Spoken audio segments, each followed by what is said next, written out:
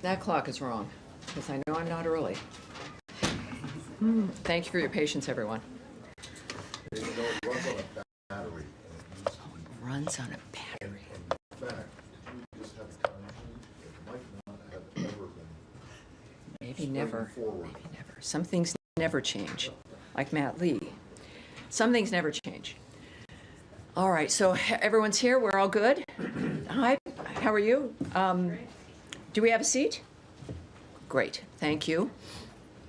So I do have something, an announcement I'm going to make, but then I think you've all received a statement that has been released from Secretary Rubio and the NSA Director Waltz, and I'll be reading that as well for those who are watching from home and around the world. All right, we're all good? All right, thank you again, everybody.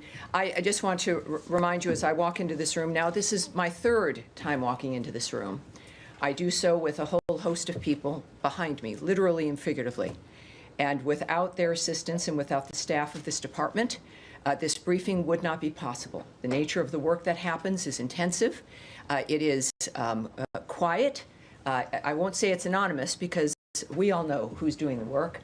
But these are people who work every day to analyze, to research, to design, to help move forward the agenda and the policy of the Trump administration and the Secretary of State. And it is a terrific work for the American people. So again, I want to thank everyone for making it possible for me to be standing here as well. So let's get started. Again, I have a little bit of a what we call a topper here for everyone who's watching, and welcome aboard.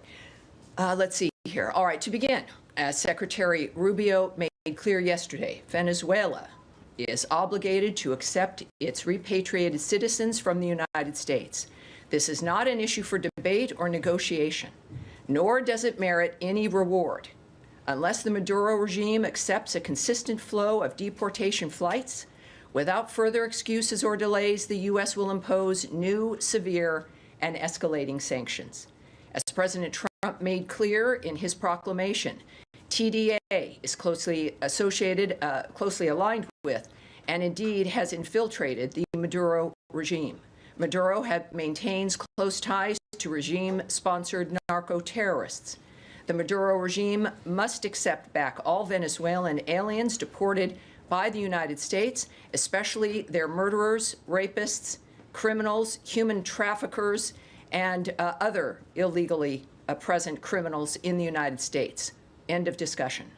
We will impose new and more severe sanctions upon any failure to do so or delays. Let me be clear, the United States government will enforce the laws of the United States. We will deport illegal aliens from our country, and we will have made clear that we expect countries to accept their nationals illegally present in the United States. We thank our partners in our region and around the world who are partnering with us to stop illegal immigration and combat vicious transnational crime. These efforts help all of us by making our entire region safer and more secure. On the Russia-Ukraine conflict, President Trump spoke with President Putin yesterday. As President Trump said, it was a good and productive phone conversation. Both President Trump and President Putin agreed on the need for this conflict to end with a lasting peace. They agreed, quote, the movement to peace will begin with an energy and infrastructure ceasefire, as well as technical negotiations on implementation of a maritime ceasefire in the Black Sea, full ceasefire and permanent peace. Today, President Trump spoke with President Zelensky. As President Trump said, it was, quote, a very good telephone call, with much of the discussion based on the call made yesterday with President Putin in order to align both Russia and Ukraine in terms of their requests and needs. In addition to these conversations, everybody's talking. Special Envoy Witkoff met with Putin last week. Last weekend, Secretary Rubio spoke with Foreign Minister Lavrov, and of course, Secretary Rubio and National Security Advisor Waltz met with the Ukrainian delegation in Jeddah. Negotiations will continue in Saudi Arabia in the coming days. On reports of Russian strikes on civilian infrastructure overnight, attacks like these are precisely why President Trump is committed to peace. It is time for the death and destruction to stop and for an end to this senseless war. As Secretary Rubio has said, there is no military solution to this war. All sides need to move to a ceasefire. President Trump has made this clear as well. We cannot get to the table for negotiations to end the war without a ceasefire in place. The shooting has to stop first. Finally, we'd like to welcome home the NASA astronauts, Butch Wilmore and Suni Williams, which of course we all watched yesterday. It was a remarkable scene with the dolphins that greeted them in the ocean also getting their own time on television. It was a fabulous event, and it reminded us about the nature of the 21st century, the modern age, and how progress continues. Now, you also have, that's the opening here of what I seen, of course, over the last 24, 48 hours, of course, there's always something that feels like it should have been a month of news that is happening on a daily basis. But we also have a direct statement, which I'm going to read to you as well, and to those who are watching from home or from their offices and from around the world, a statement from Secretary Rubio and the National Security Advisor, Mike Waltz.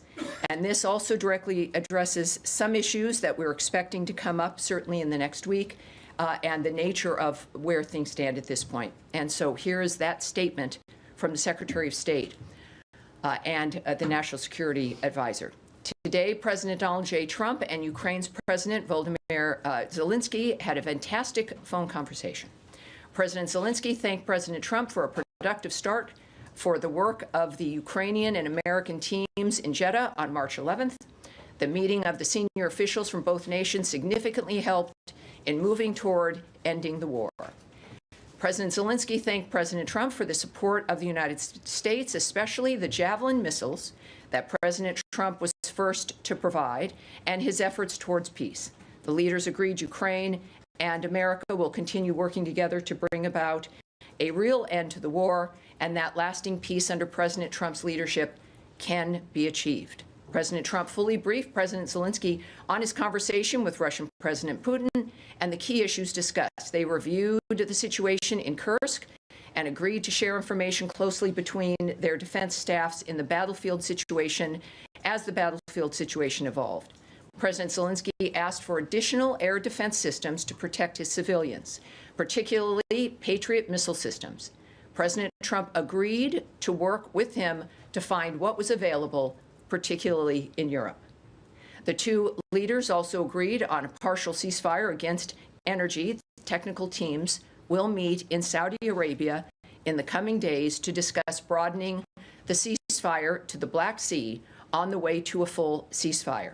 They agreed this could be the first step toward the full end of the war and ensuring security. So let me just remind you here that that is technical teams. It will not be principals going to those negotiations. President Zelensky was grateful for the president's leadership in this effort and reiterated his willingness to adopt a full ceasefire. President Trump also discussed Ukraine's electrical supply and nuclear power plants. He said that the United States could be very helpful in running those plants with its electricity and utility expertise. American ownership of those plants would be the best protection for that infrastructure and support for the Ukrainian energy infrastructure. President Zelensky also thanked President Trump for continuing to push humanitarian concerns, including the exchange of POWs. He noted that they had just had a successful exchange and thanked the president for his leadership. President Trump also asked President Zelensky about the children who have gone missing from Ukraine during the war, including the ones that had been abducted. President Trump promised to work closely with both parties to help make sure those children were returned home. They agreed all parties must continue the effort to make a ceasefire work. The presidents noted the positive work of their advisors and representatives, especially Secretary Rubio, National Security Advisor Waltz, Special Envoy Kellogg, and others. The presidents instructed their teams to move ahead with the technical issues related to implementing and broadening the partial ceasefire. The presidents instructed their advisors and representatives to carry out this work as quickly as possible. The presidents emphasized that in further meetings, the teams can agree on all necessary aspects of advancing toward lasting peace and security. So we are closer to peace than, of course, we have been at any other point. But still, I know you might have some questions. I don't know why. And I'm here to answer those questions. Matt? Thank you, Tammy. Can I just start with, since you opened with Venezuela, and this can be a very simple yes or no answer, did you get an answer to the question I asked on Monday about whether using the AEA for these deportations means that you recognize Maduro's government and that he is him as the legitimate leader of Venezuela? I do have an answer to that. You do? Okay. And the answer is no. No. Okay. The answer is no. There is clearly, we've made it clear, and it's been obvious for quite some time, that Maduro is a dictator. It is a regime that we do not recognize, and we also understand, of course, that what we demand of him is something that has got to happen. I made that clear in my topper. The AEA proclamation is still valid, of course. That is currently being challenged in court, so I'm not going to comment on that litigation. But at the same time, it's not a regime we recognize. We don't recognize him as the president or a legitimate ruler at all. Okay. Right. Secondly, then, and again, these are going to be extremely brief. On Friday, the Secretary signed, along with Pete Hegseth and the head of the National Defense University, this order removing the head of USIP. That's the Institute for Peace. Yes. Yes. Correct. I'm curious to know when and where the Secretary signed this.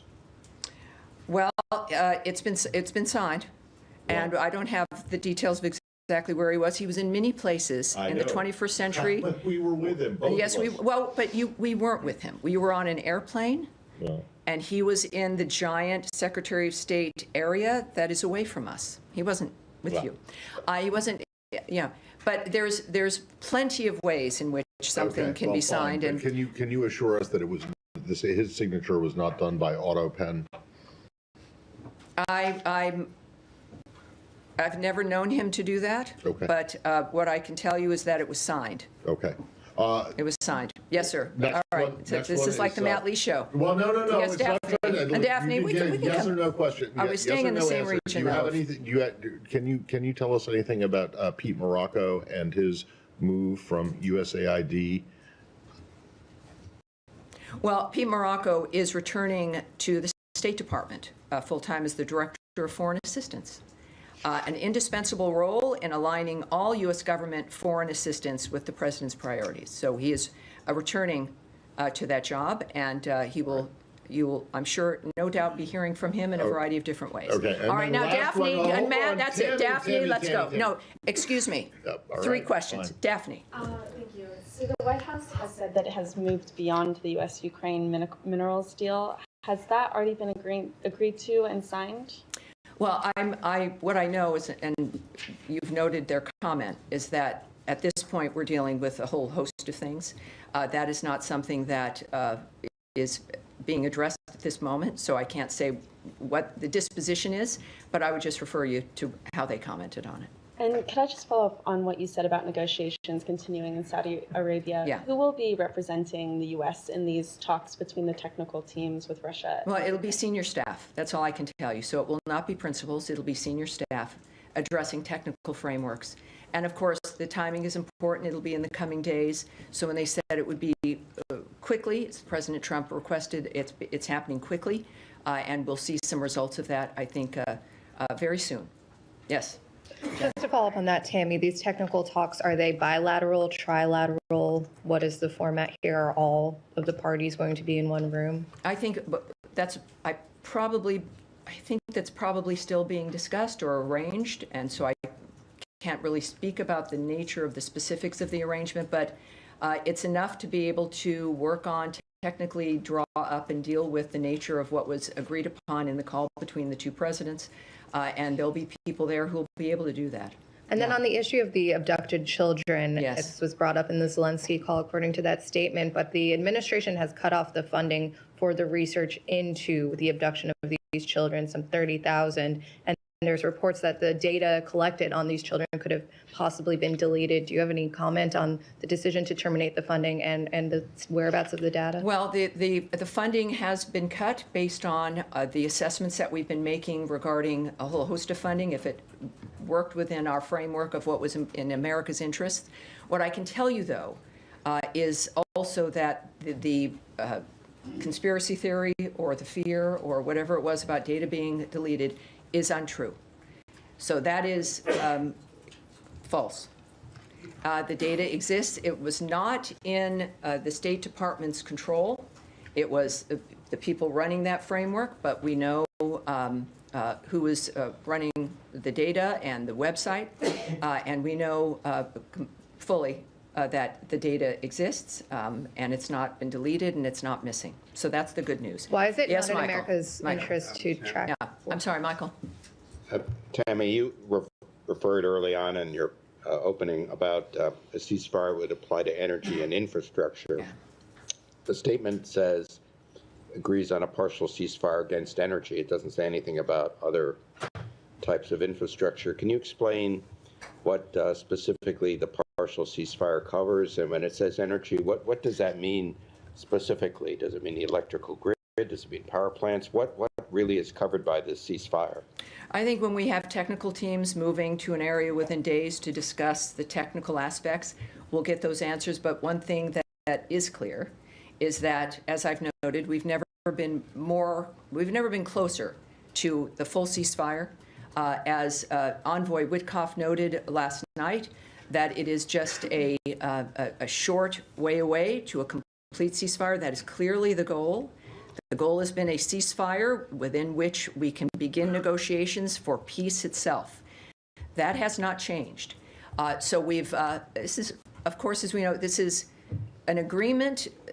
This agreement reflects us being closer to an end to this, and is really the first agreement that has created the potential of a de-escalation, which is what we want, and of course closer as a result to a full ceasefire so that this can end. The conversations between the parties involved, President Trump, the Secretary Rubio, Waltz, Witkoff, Kellogg, et cetera, multiple conversations to all the parties involved, and they've actually moved to the table in this regard through shuttle diplomacy, and so we've never been closer. So at this point, when it comes to the technical understanding, we'll learn that certainly in a few days, but this is the right trajectory brought to you by President Trump and his Secretary of State, Marco Rubio. Nadia. Thank you, Tammy. Do you believe that diplomacy is still the best option to deal with Iran? Considering some reports that maybe the president has given them 2 months only, other options are still on the table. And on Gaza, while Israel is going after Hamas, there is reported of 400 people being killed, the majority are civilians, including 185 children. What is the United States doing to tell Israel to spare the life of civilians, or to avoid them at least? Well, first of all, on the question of Iran, it's been clear, Secretary Rubio has made it clear that, of course, as the world's top diplomat, that diplomacy matters. And we continue. Diplomacy includes, of course, there's a whole host of things in the toolbox for diplomacy, and the world understands this as well. So, of course, yes, diplomacy is the best way to handle the situation. And regarding, was it about Gaza? Casualties in Gaza, including 108 children have been killed. Yeah, it's horrible. This entire, it's the 21st century, and the savagery unleashed by terrorist groups, death squads of Iran, entities that have an investment in the suffering never ending, the use of people, the Gazans in particular, as cannon fodder for a dynamic that the world has decried for decades. And finally, we are here, and we've had enough of a conversation within the framework of this needing to end. And at the start, President Trump and Secretary Rubio demanded a new way of looking at how we end this framework of death and destruction, this cycle. And we are still in that process. And their demand that we can't continue on is made clear by the fact that Hamas had an offer, a bridge to continue on to the second phase, which they rejected. It was not a dynamic that was clearly going to end well in their rejecting it, but they did so anyway. And it's a horrible result of more decisions by Hamas that continue the suffering. But that has been the history. And so we not only decry the loss of life and the impact on children around the world, but enough to where President Trump has one term, and his focus has clearly been peace on this planet in every single fashion.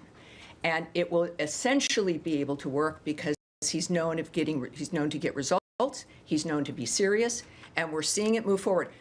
So it's a shame that Hamas has allowed this to occur. but look nowhere else other than the people who have facilitated this suffering from the beginning. The Trump administration, Secretary Rubio,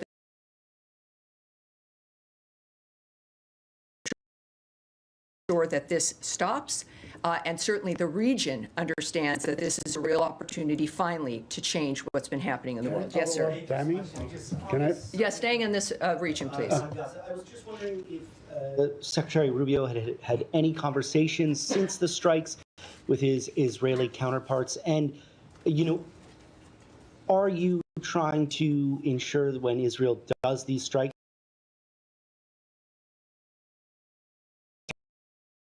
careful as possible in their targeting? I can tell you that, of course, our teams are constantly in touch. There's been no phone call arranged yet, direct phone call between Secretary Rubio and Israeli counterparts or Israeli leadership. But of course, this is not a situation where if it's out of the news, the teams working to change the environment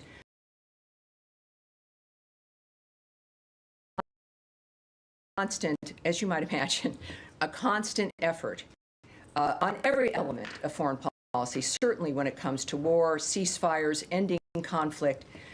So they're constantly working, and certainly we want peace. We're working for this because we deplore the loss of life, as do the Israelis. These are things that are happening that none of us want.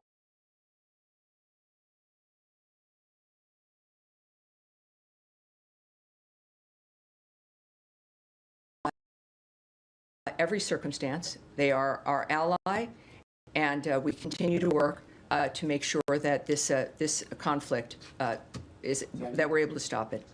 Yes, Saeed, please. Thank you, Tammy. I mean, just to follow up on Nadia's question, yeah, there were 180 Palestinian children that were killed and so on. And my question to you that, Israel has used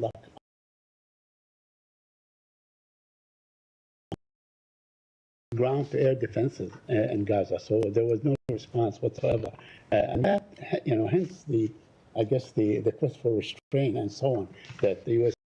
probably should ask Israel on the issue, the humanitarian issue. It's not only the bombing. I mean, there was a humanitarian catastrophe to begin with the holding of the aid and so on, and now we have this situation.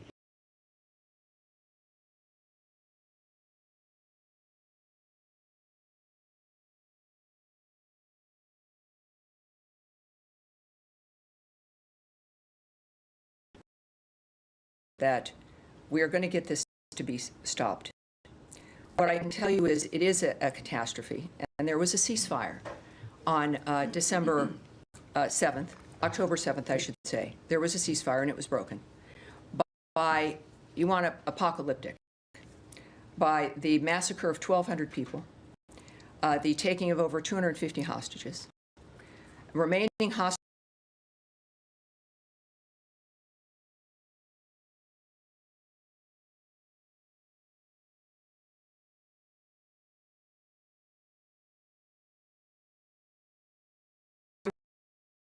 we're in this situation. Let us not forget. We talk about never forgetting certain things that happen, and it's important to keep reminding people of the things what sparked this, the obscenity of October 7th, the obscenity of this wholesale massacre that was videotaped, involving the slaughter of children, of babies, of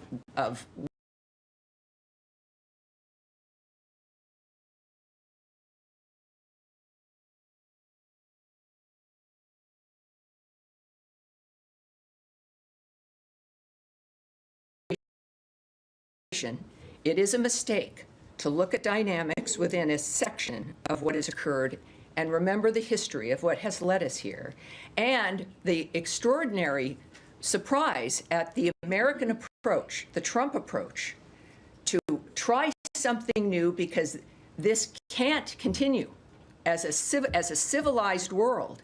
It can't continue. So yes, we decry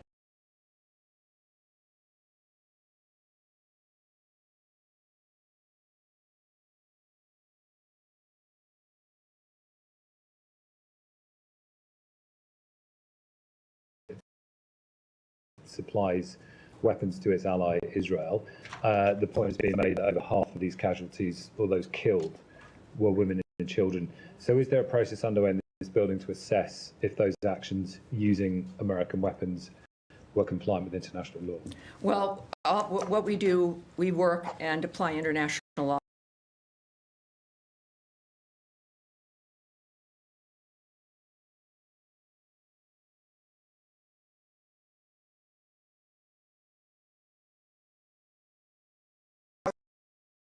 Are we going to shift? You have a few more questions here. I will come right back to you. There, yes, sir. Thanks, Tammy. A couple questions. Number one, on the Israel-Hamas unraveling of the ceasefire. I understand the U.S.'s position.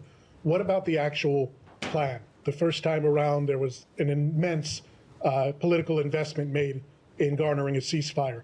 Is the U.S. planning through the State Department again to invest that much?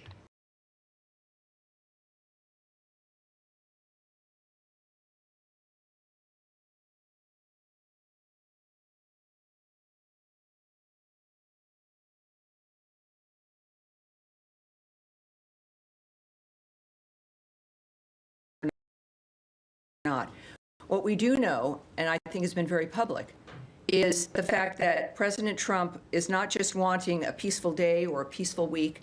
Secretary Rubio is not flying around to speak with his counterparts, to handle summits and speaking with the parties involved so that we can have a peaceful fortnight. This is over. It is over.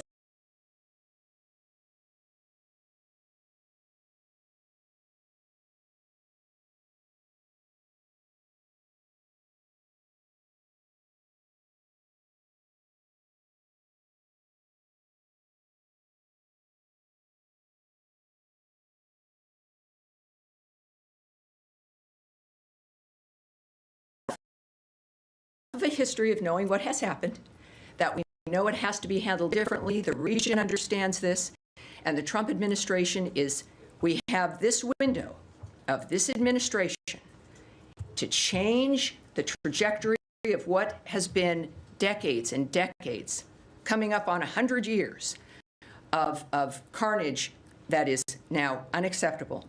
So if it's going to be done,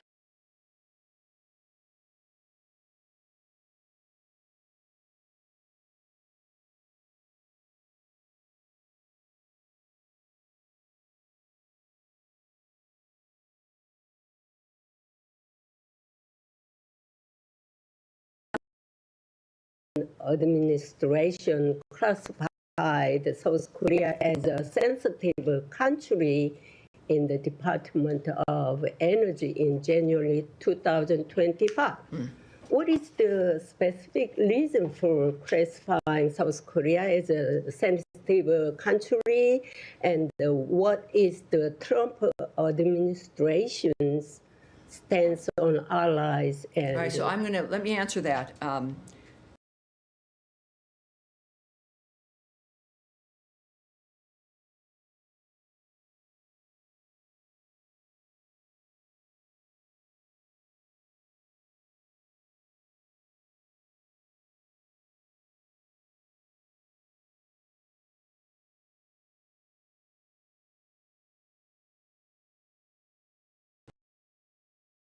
So that's my answer there, and I promised you I would come to you. can I have one more Russian deputy? Do you want to cede? Yeah. All right. Yeah, thank you. Let me go back. All right, let's do that. All right, go ahead. think I'll be back with you. Sure. Because we're off the region anyway. Yes, ma'am. I want to ask about the case of this missing spring breaker in the Dominican Republic who's feared to have drowned. Authorities in the country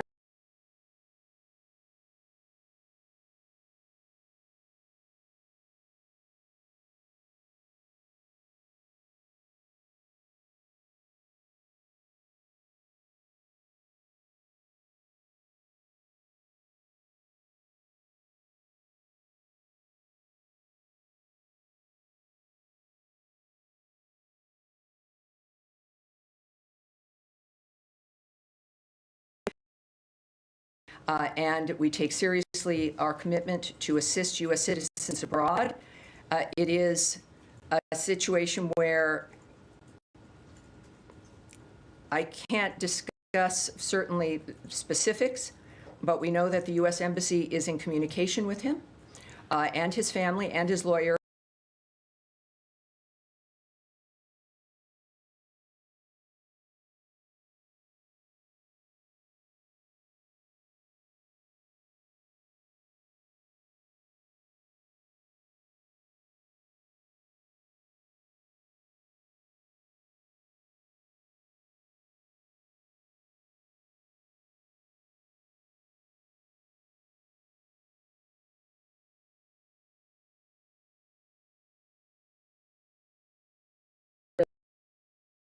Russians, they still want to be remain the North Korean truth in the Russia, Moscow. Thank you. Right, so asking about the nature of our reaction to Russia and North Korea and their alliance, essentially. So we know, of course, that's a perfect example of how third countries, like the DPRK, have perpetuated this war. So this is a dynamic.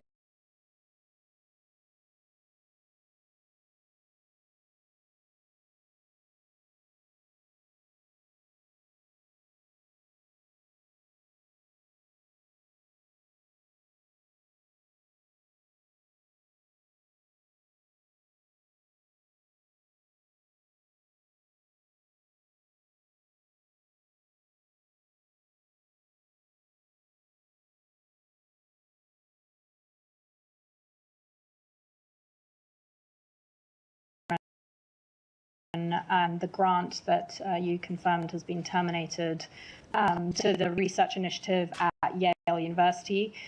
Does the Trump administration and the State Department believe that it is in the interest of the United States and the American people to support initiatives like that one that has been gathering evidence on Moscow's abduction of Ukrainian children?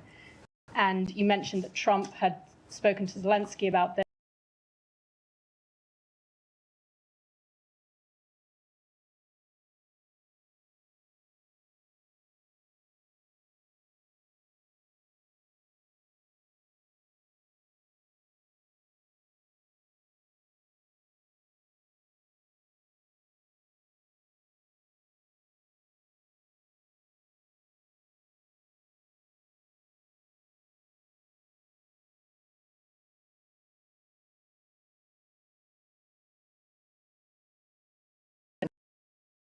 Things were being cut, it didn't mean we were stepping away from foreign aid.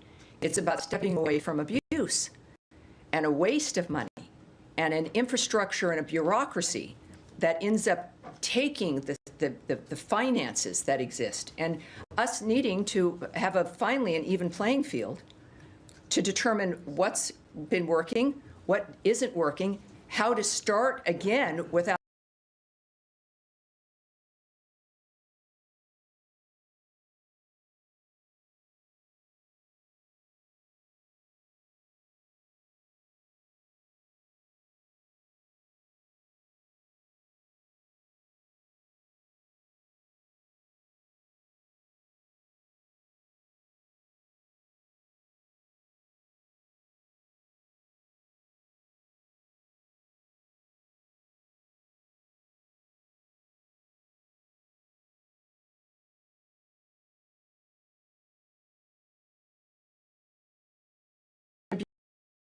abuse. So when we think about a particular effort, it's important to realize that it's the goal that we need to address versus a particular structure that might be happening. So when we have a funded grant at a university that might be cut because it's been determined that it needed to be cut, and then you've got the president's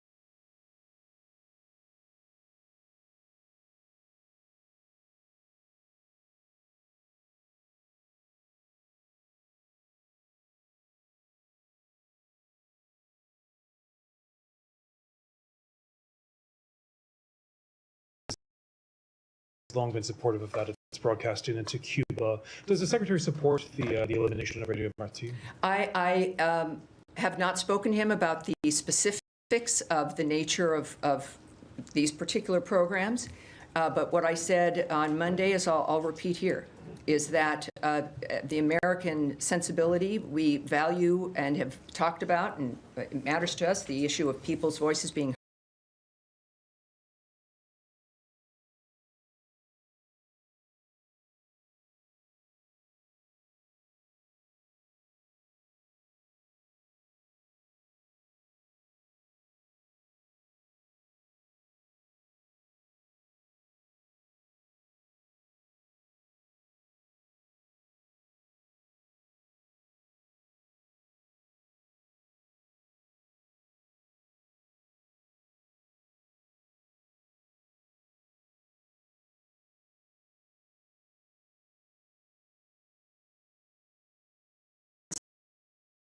is important, and I'll find out for you. But what I do know is that his number one priority is to make sure this nation is safe financially, that Americans are safe, that we are secure within this world, and that's going to be part of, I think, the transition that happens. Yes, yes, sir. Going back to Ukraine talks, if I may, the Secretary last week met with Ukrainian colleagues and he discussed full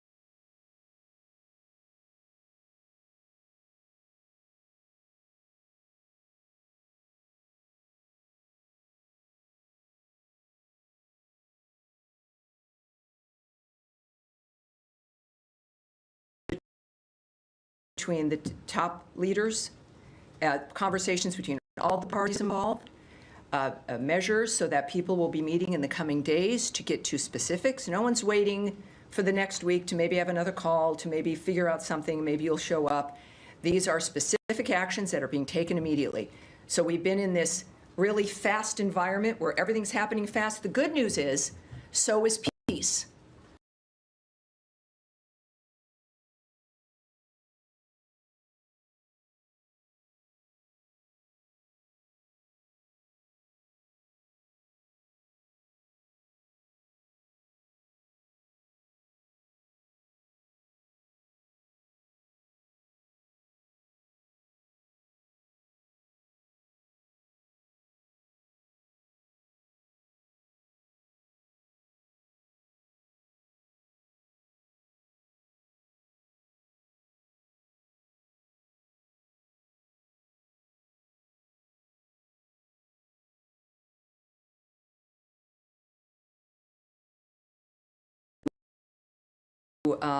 Handle its own internal framework appropriately. But yeah, we're not going to comment on the decision-making, the internal decision-making of another country, but except to remind them that we expect them to behave in a manner that respects the rights of all of its citizens and